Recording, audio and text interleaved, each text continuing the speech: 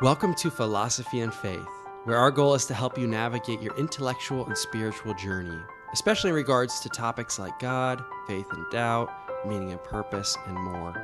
I'm Nathan Beasley. And I'm Daniel Jepson. And together we discuss the big questions that humans have wrestled with for thousands of years. We're glad you can join us. So today we're going to be talking about the Sophists, or some people pronounce it Sophist. I've heard it either way. I think either way is acceptable. Okay. But Is it an Omicron or an Omega? that is an Omicron. So it's Sophists. Well, probably, but once you Okay. transliterate something into English. Yeah, okay. It takes its own form. Yeah, it does. But I usually go with that. Just, you usually pick up what your own teachers, how they used it. And sometimes if they were educated in the United States versus, say, in Europe, that makes a difference. So some of my That's true. teachers Yeah. pronounce things different ways than each other. Interchangeable. Oh, yeah. We'll be on the same page here. Gotcha. So why are we talking about them? Who are they? And why don't you situate us a little bit in this conversation? So they are, in many ways, a culmination of the philosophies that have gone before, and also a reaction to those philosophies. And then in doing so, they set the stage for the great philosophers, Plato and Aristotle. So they have a transitional role, but it's very crucial because without them, I think you could argue that Plato and Aristotle would not have developed their great systems. So they're kind of reacting against Yes. the Sophists. Oh, yes, definitely. Cool. And so are they one particular school of No. philosophy? No. Not exactly. They share some common characteristics, but for them, it's not so much about particular dogmas, but just general trends that united them together and their methodology and their goals. Okay. So are these guys located interspersed throughout Greece and they're just kind of... Exactly. Okay. So they would be traveling teachers, basically. Oh, And they go from city to city. Many of them were headquarters in Athens because it was large enough to support many of them. But their goal was to go around and teach people. And Sophist, of course, comes from Sophia, the Greek word for wisdom. So originally it just meant a wise person or a teacher who would go around and teach. It later, because of Plato and Aristotle, became a term of, it's a term of abuse, but it's not usually a compliment. maybe pejorative a little bit. Yeah, it's a little bit pejorative. So these guys, are they funded by anybody? Are they funded by the government, or do they go charge for their education? Yeah, so this is one of the great differences between them and the philosophers who came before, is that their business model is, I'm going to charge you for this wisdom I'm teaching you. Okay. I'm not saying none of the others did that before, but this is relatively new as a way of doing philosophy. So were the other guys who came before bivocational? Yeah, a lot of them were. Okay. Yeah. So this is interesting, a new kind of itinerant philosopher, traveler, go and teach somewhere for a few weeks or months or years or something, go travel somewhere else, and Right. interesting methodology there, and it makes sense that their ideas would get spread around because they were spread around. Yeah, they certainly were. And they are in many ways a culmination and a little bit of reaction to the previous philosophers. The other part of cultural context or historical context that we should have in mind here is that the centuries they're writing in are really the high point of Greek democracy. That they're teaching in. They didn't do much writing. Some of them did. You're looking at the 5th and 4th century BC, so 500 to 300 BC.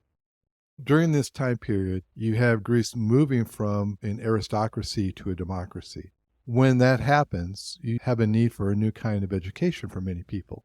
Instead of everything being controlled by the elite families, people who are up and coming and have the right skills can gain power, political and otherwise. And so the Sophist teachers were all about educating people towards those goals. So in the notes here, you say that there's more spin doctors and not so much academic researchers. Yeah, I heard someone say that. We would call them that today. They were more spin doctors than dispassionate academic researchers. What does spin doctor, what does that mean exactly? Well, it means that their goal was not necessarily to find truth, but to use truth towards other ends, or use reasoning, wisdom, the skills that they would teach. And so that's really the big shift here. So they had an agenda. Yes, but it was an agenda of helping each individual student become more successful. Okay. So it wasn't some grand metaphysical agenda. It was, hey, we have skills that will really help you advance here in democratic Greece. And for a small fee, well, actually it wasn't. They charged pretty high fees. we will teach them. So it's like modern self-help gurus who have no academic. They just feel like they found something that works. And so you see their ads on YouTube all the time, right? That's actually not a bad analogy. Yeah. Although many of the Sophists were some pretty creative and original thinkers. They had some credentials. But yeah, the whole point being self-improvement, self-help, how they defined it. Gotcha. So why don't you tell us about some of these guys, or at least you have the most influential one here. Why don't you tell us a little bit about Protagoras? Right. And remember how we talked about pronunciation earlier? Yes. Oh, did I get it wrong? No. That's how I've heard it pronounced, and that's how I'm going to use it. But I have heard at least two different people call him Protagoras. Huh. I'm sticking with Protagoras. It's Protagoras. Okay. And I'm pronouncing it Protagoras. He's born about 481 BC. At some point, he moves to Athens. You'll see him pop up again and again in Plato's dialogues as someone who is more than just trying to make a buck. So he offered more than just getting ahead. He promised to teach you in virtue or excellence. The Greek word there is arete. I've also heard it pronounced arete. It's arete is how you put that in English letters. And that could translate it either virtue or excellence. Previously, if you were thinking of those terms, you were thinking of some sort of great moral excellence. And here it's not so much that, it's more about becoming the best person that you can be, becoming noble in your soul. But again, attached to that is this purpose of rising in the Athenian democracy to become a great person.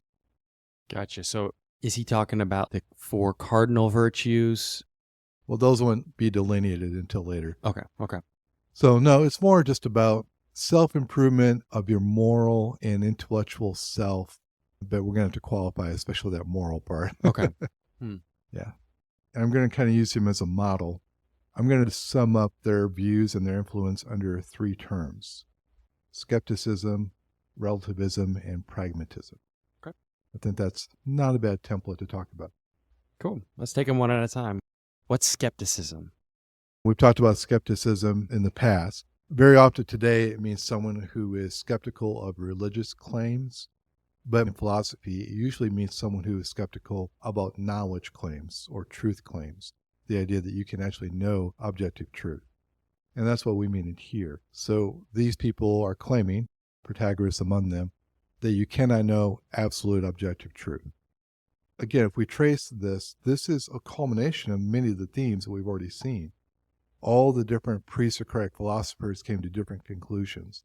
So it's natural to look at that and say, well, if all these smart guys can come to the same place on these ultimate issues, then maybe there isn't an ultimate answer on these things. And very often, as we've also talked about, if you really dig deep into the philosophy of the pre-Socratics, they seem to undermine their truth claims by the way that they work. For example, Thales said, everything is water. Mm-hmm. Does that mean my mind is water? Does that mean my thoughts are water? The movements of my mind are like the tides? Why then should I have any belief that my thoughts are correct, including the thought that all things are water? Yeah. And again, we applied that again and again. Even when the pre-Socratics would give a more rational answer, like all things are mind or ruled by mind, there's not an indication of where the mind came from. What does it mean? How do we know it works? So that's what I say. They're both a reaction to the truth claims, but they're also a culmination of the problems that the pre-Socratic philosophers had in developing an epistemology, a theory of knowledge. So skepticism is just, I'm trying to understand it. So it's a more technical term than how we would probably use it in English and outside of philosophical circles, right? Yes. You said they're skeptical of all such truth claims? Yes. Okay. They're skeptical that you can have ultimate knowledge or objective knowledge. So you mean it's the culmination in the sense that it's kind of the logical end of the philosophers that have come before. They're the guys who are pointing out that there's some circular reasoning here, epistemologically speaking. Yeah, and what's interesting, I don't know, I haven't seen where they have actually pointed out the circular reasoning or the self-defeating nature of the pre-Socratic philosophers. From what I've seen appear on the scene and start teaching, there is no absolute truth. So I'm kind of reading into that, to be honest. Okay. But it is a reaction against some of these folks who have made ultimate truth claims. And they've come onto the scene and they've totally started injecting skepticism into the validity of those truth claims. Right. Okay. Someone said you could sum up the spirit of the age in postmodern America as a distrust of narratives. So a distrust of any story or truth claim that seeks to give an answer to the big picture. And obviously that's not a term they would use, but they are certainly in line with that spirit. Wow. And really, I think they're one of the first, if not the first, group of philosophers to actually define themselves as skeptics in that way. You see glimpses of it before, but the skepticism and the relativism, very much connected, that we'll talk about here in a second, they seem to be the first ones to really define and promote that as a central part of their belief. Gotcha. Well, you got any other comments on skepticism before we move to relativism? Let me give a quote by Protagoras concerning the gods. Okay. Belief in the gods. And again, he's thinking of the Olympian gods and the others. This is just a typical expression of that skeptical attitude. Quote, concerning the gods, I am not in a position to know either that they are or that they are not, or what they are like in appearance. For there are many things that are preventing knowledge, the obscurity of the matter and the brevity of human life. So because the matter is obscure, people are on different sides of it. Because we have a finite time to think through this, he says, I can't know or not know. So he's not an atheist, he's an agnostic on this sense. So, I mean, that sounds like a reasonable and humble perspective. Well, it is. But again, you're going to apply this to all truth claims. Okay. So they would say it's not just on this, we have to be agnostic, but on any ultimate truth. Okay. So the second part of this then is relativism. We were just talking about the temperature in the room. Yeah, AC went out yesterday. Well, didn't go out, but couldn't change it with the thermostat, and so I had to call the AC guy, and he got it fixed. So is it warm or cold in here now? It's much cooler than it was. Okay. Do you ever have a time where, like, you and Abby, your wife, are disagreeing on whether the house is too cool or too warm? You know, we haven't too much, but I do know couples that have. I tell you. We both like to run it pretty cold. Yeah, my wife especially loves to run it like freezing temperature in the evening. She likes to sleep with that thing cranked as low as possible. Really? Yeah. That's an exaggeration, right? Well, I'm probably exaggerating. But I she mean, does like like it colder than I do. Like 68, 66. 68, yeah. Oh, okay, yeah. We're like 68, 69, I think. Yeah. 66 is getting pretty cold. It's always, by the way, I know it's totally tangential, but it's crazy to me how much 1 degree difference makes on a thermostat. But anyway. So we could be in the same room, my wife and I, especially in the evening, and she'll like, oh, it's too warm in here. Can we turn down the AC? And I'm thinking, pretty cold in here already, you know. Yeah. So I say that because that's an example that they would use back then. They talked about a warm or cool air. One person might say the breeze is cool, another warm. And in this case, they are each making a claim about their own perception. And the truth of that claim is only relative to them. So if I am feeling that the room is cold, and I say this room is cold, relative to me, that statement is true. But Amy can be in the same room and she say, no, this room is warm. And if she feels it's warm, then relative to her, that statement is true for her. So is it warm or cold in the room? And the point is, in that particular case, it's relative to the person who's making the judgment. Now we get that. That makes sense, right? Yeah, for sure. But they're going to extend this to everything. Every claim made, every truth claim made is relative only to the person who makes it. There is not an objective standard.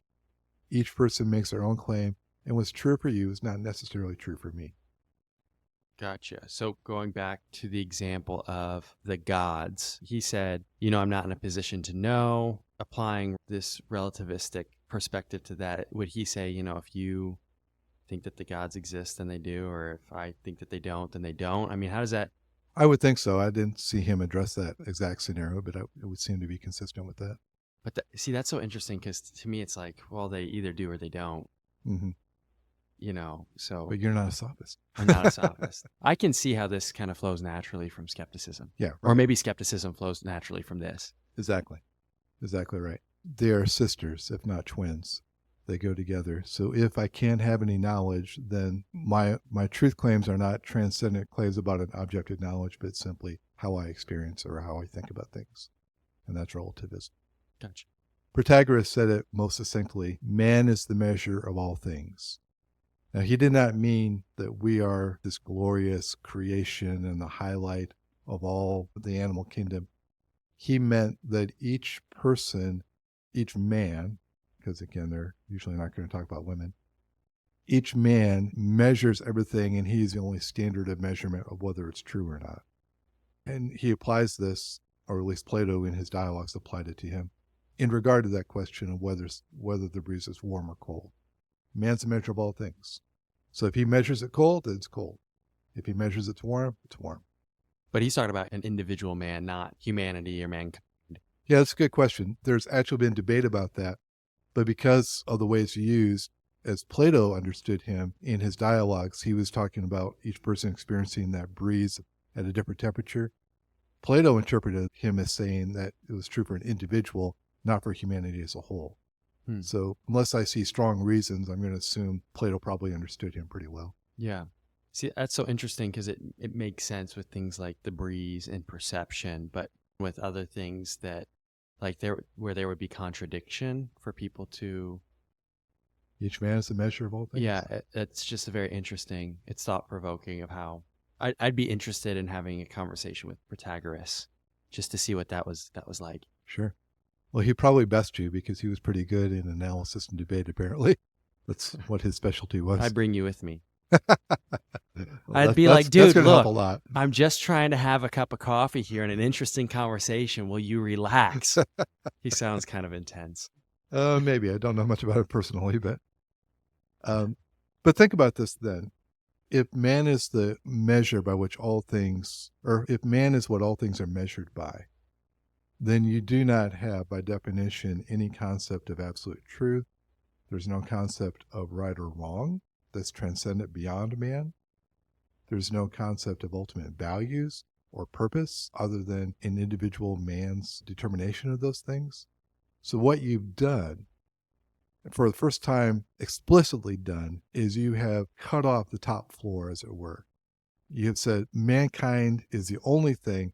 There is nothing above us that gives us any sort of transcendent value or meaning. It's all flattened out. So there's nothing that is transcendent that really affects us at all. So am I correct, though, trying to think through our past conversations, that there hasn't, this idea of absolute truth, absolute morality hasn't totally been articulated. Right, because it hasn't really been challenged in quite this formal and consistent of a way.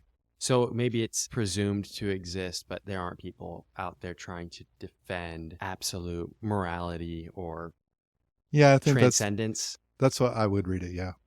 So, okay. It makes sense then, as Plato comes along, maybe he's going to argue for some of that stuff. Yeah. Okay, so it's so interesting. I love this historical approach because you're seeing the way that it kind of ebbs and flows and people have ideas and they interact with it. Nobody's writing in a vacuum. And it's really neat.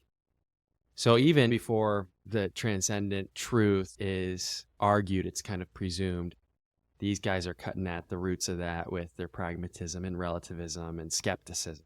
Right. And then that's going to be backed up by some of the later guys. So anything else on relativism before we move to pragmatism? No, we'll circle back around. We'll talk about the analysis of some of this at the end. Okay, cool.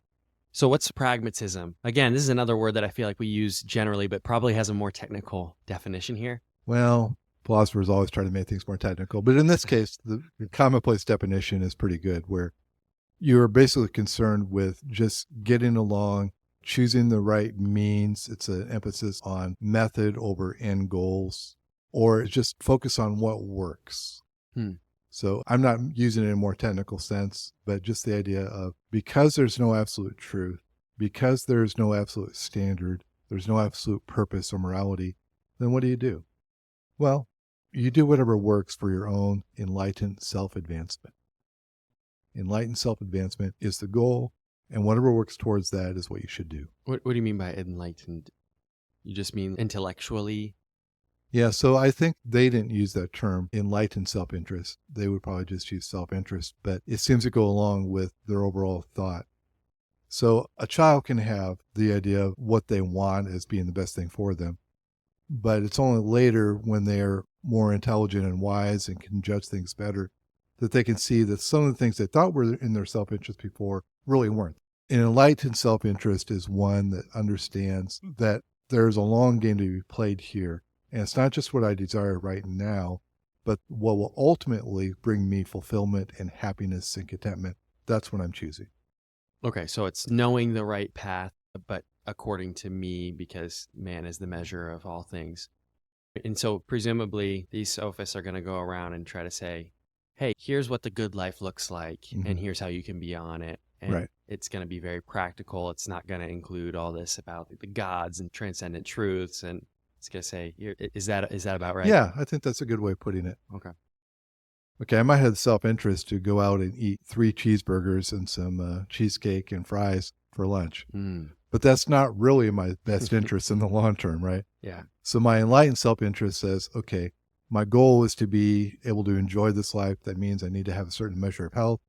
So I'm going to restrain my desire right now, but it's still for my self-interest. It's just a little bit more enlightened than, say, a child or an animal. Yeah, that makes total sense. Okay. I mean, pragmatic is a good word. That makes sense. Yeah. That's the idea, pragmatic. Protagoras, quote, virtue is what is advantageous to me. So that's a pretty interesting quote there. There's another quote attributed to him in one of Plato's dialogues. For I hold that whatever practices seem right and laudable to any particular state are so for that state as long as it holds by them. So here he's extending that to society as a whole.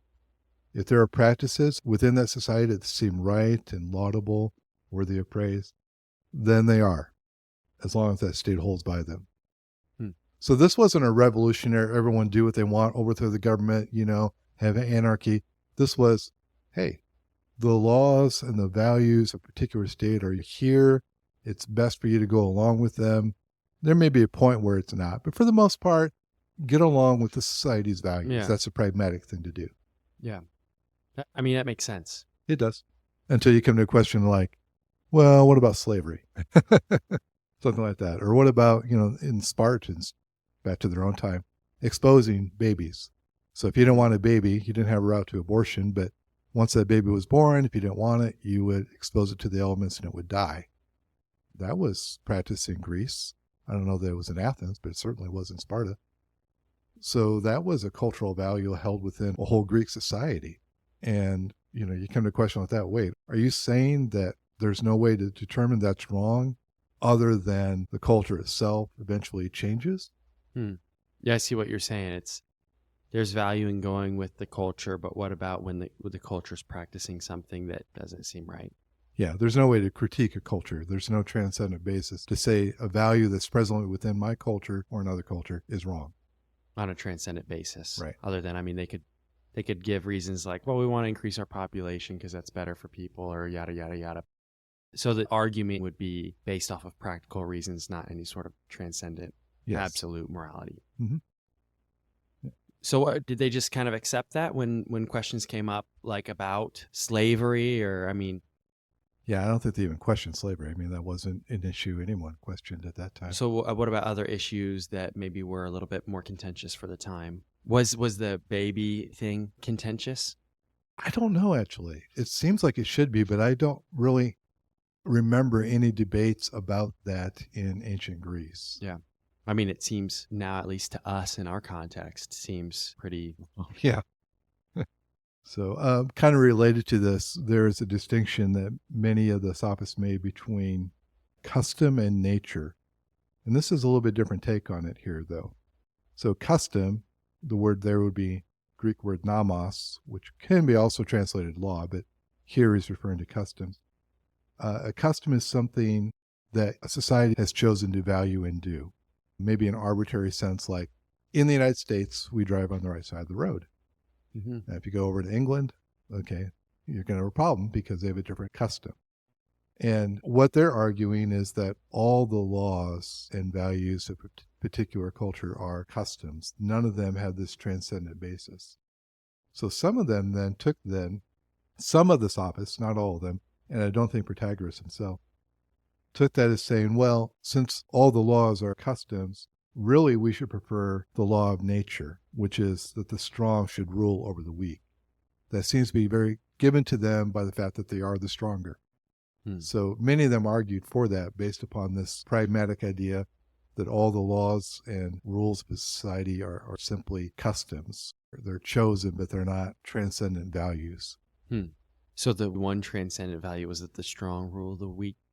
Well, they would argue that that's not a human custom. That's a natural value found in the animal world, for example. Okay. So everything other than that was just customs? There had to be some overlap. I'm thinking of Venn diagram here. It depends on the sophist, I think. I'm trying to conflate many of them Okay. together just to make it a little bit more simplified and to get an overview. But some of them, I believe, would say that, and probably some of them wouldn't. Okay. Gotcha. Now, there's an interesting example of how this works out in Sophocles' play Antigone. I remember when I was a freshman in college, the theater department did this play. And I was interested in one of the girls who was playing the lead, so I made sure to go to that. Anyway, if you've ever seen Greek theater, it's very, very weird if you're not used to it, But here's the background of the play. So there's a civil war, and at the end, Creon, the king of Thebes, proclaims that the body Polynesius, I may not be pronouncing that right, but I'm going with it, that Polynesius, the leader of the opposition, remains unburied. In Greek tradition, this is a big no-no, because if one's body was not buried, then the spirit could not depart to Hades, the place of rest. So Polynesius' sister, Antigone, defies the decree and buries the body. She's brought before the king. She acknowledges that she knew of the king's order, and then she defends her actions in these words. And these are very powerful, right? Quote, "It was not Zeus who published this decree, nor had the powers who rule among the dead imposed such laws as this upon mankind, that you should not bury him. Nor could I think that a decree of yours, a man, could override the laws of heaven, unwritten and unchanging. Not of today or yesterday is their authority. They are eternal. No man saw their birth. Was I to stand before the gods' tribunal for disobeying them because I feared a man?" End quote. So her point is beyond the conventional justice that the king ruled down, don't bury this man because the king said so, there is a transcendent justice that the king's laws may or may not align with. But it's there. It's eternal. It's unchanging. But for the Sophists, you couldn't make that appeal.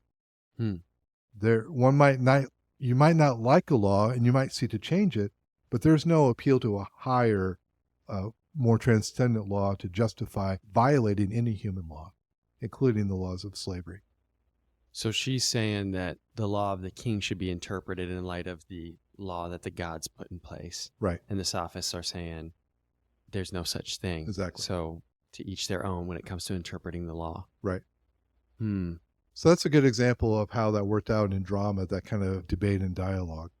Yeah, that's neat. A little bit richer than most of our entertainment choices today. You want to hop over to analysis of all this? Yeah, let's do that. All right. So obviously we are giving in 1 half-hour or 40-minute discussion an analysis of a whole movement of better part of 2 centuries. We're making broad statements in this whole time. But we're helped in our analysis because people who were very close to the situation did a lot of this hard work for us, and especially Socrates and Plato. So I'm just going to cribble off their notes a little bit. Now we have to remember, Socrates didn't write anything. Socrates is the teacher of Plato, and then Plato, who is the great systematizer, the great philosopher, is going to create these dialogues in which Socrates is one of the characters, and he's going to argue these issues with the other people in the dialogues. He's got 34 dialogues, 34 or 35, and only one of those is, by name at least, is devoted to one of the previous philosophers, but 4 of them are labeled by name to one of the Sophists. So it kind of tells you what battles he was trying to fight. Yeah, it gets some significant screen time. Yes, exactly. Yeah. And so his basic viewpoint is this: hostility to or skepticism of the idea of absolute truth is unacceptable. You can't be hostile to or skeptical of the idea that there is an absolute truth. And I think he would argue 2 things. Well, he did argue. First, because of the obvious self-defeating nature of the claim that there is no absolute truth. That itself is a truth claim, right? I'm trying to break it down. So he's saying you shouldn't be skeptical, you shouldn't be relativistic because there are absolute truths. Right. That's what he's saying. And you said the reason he's saying this is because of what?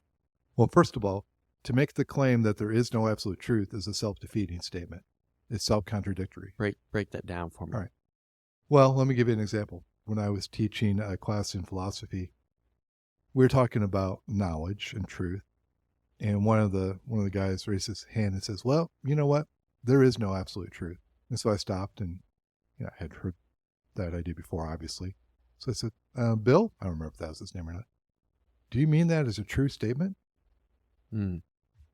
And his eyes opened and he looked at me like, oh, man. And I was amazed because he had never heard of that rebuttal before. Yeah. He's making a truth claim that undermines the ability to make truth claims. Mm. He's claiming there is no absolute truth, but that itself is a truth claim. Yeah. And so he was so certain in propagating this and had never even thought about the inherent contradiction within that. It's inherently contradictory that he would say it's absolutely true that there are no absolute truths. Exactly. And again, it surprised me because, this goes back to Socrates. This isn't my argument. Yeah, no, that's interesting because you definitely see that wave in our society. You do. But it's not new. No, 2,500 years old. Exactly. Sounds like. Yeah. And a lot of people today will make the claim that there is no absolute truth or you can't know things. And yet they haven't really wrestled through that idea of a self-contradiction. And to be honest, logically, I don't know how you could. I don't know how you get past that. It seems to me self-evident, and Socrates and Plato, smarter than me, they certainly thought it that way, that you are absolutely making a self-defeating statement when you claim there is no truth. So that's Socrates' first point that shows his hostility toward the skepticism or the relativism. Right. What's his other? Basically, his other is, hey, look at the results of this kind of belief. Look at all that it undermines and all that it thus elevates. That's what we talked about before. Okay, if there is no truth, then truth is relative to each person. Purpose, morality, these are all relative to each person because there's nothing beyond us. Then you've got these contradictory opinions that you can't adjudicate, contradictory values and moral choices that you can't argue against or improve upon. And look at you sophists yourselves. Basically, he goes on to this, you're charging money so that other people can become more skillful in self-advancement. Is that really wisdom? Is that really what philosophy is all about? Simply making money off people towards their own agenda? Yikes. Yeah. So he lays into him pretty good there. Wow. And that's interesting. As you're talking earlier, I was thinking this is definitely a move toward the self. Yes. It really elevates personal opinions or thoughts or beliefs above the values of the society.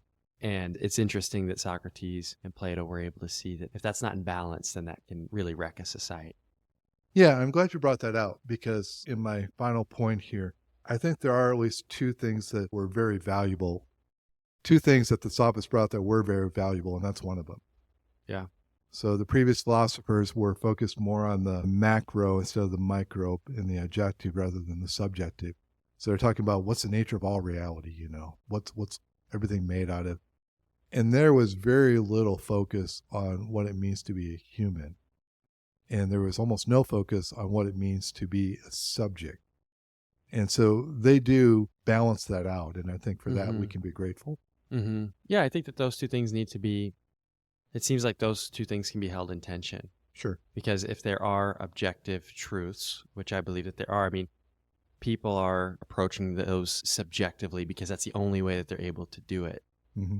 So there is a relativism about the ways that we interact with the world, but that doesn't necessarily have to mean that all truths, especially the big truths, are all relative. Exactly. So that's neat that they brought that shift, and I think that can be helpful. Yeah.